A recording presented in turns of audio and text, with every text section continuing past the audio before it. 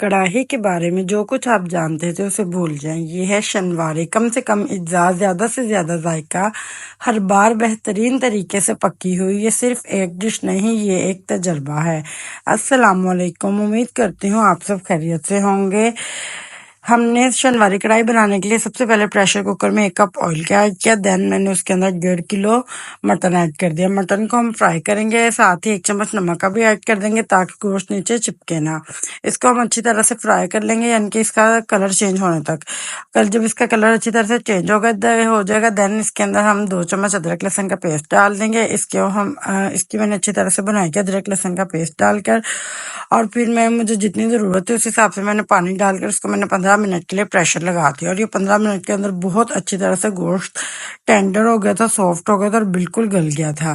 اور جب میں نے اس کا پریشر کھولا اتنی پیاری اسمیل آ رہی تھی، ادرک لہسن اور نمک اکیلا تھا، اور ذائقہ بھی اتنا بہترین لگ رہا تھا۔ اس میں تھوڑا سا پانی تھا، دین میں نے اس کو دوسری پتیلی میں شفٹ کر لیا اور میں نے اس کا پانی تھوڑا سا خشک کر لیا۔ جب پانی خشک ہو گیا اس کا، دین میں نے اس کے اندر تقریباً 1 کلو ٹماٹر ہوں گے جو میں نے درمیان سے کٹ لگا کر اس کو اندر ڈال دیا تھا، اور اس کو 8 سے 10 منٹ کے لیے میں نے ہلکی آنچ پر چھوڑ دیا تھا۔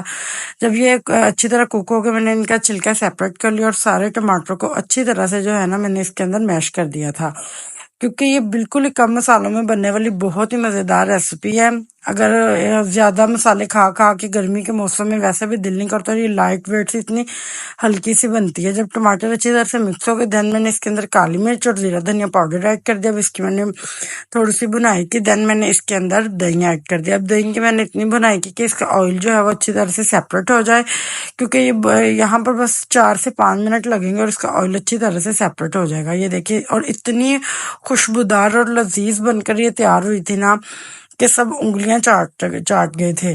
اب آپ اس کے اندر جو ہے ہرا دھنیا ایڈ کر سکتے ہیں۔ ڈیکوریشن میں نے یہاں پہ ہرا دھنیا ڈال دیا تھا، ہرا دھنیا سے اس کو گارنش کر لیا تھا، اور یہ ہماری بہترین سی مزیدار سی ڈش بن کر تیار ہو گئی تھی، اور یہ بہت ہی مزے کی بنتی ہے۔ آپ دعوتوں میں بنائیے گا، گھر میں مہمان آ رہے ہیں تب بنائیے گا، یا پھر آپ کے ہسبینڈ کو مزے کے کھانے آپ بنا کر کھلائے گا، اور بہت ہی کم وقت میں یہ بننے والی مزیدار سی ریسیپی ہے۔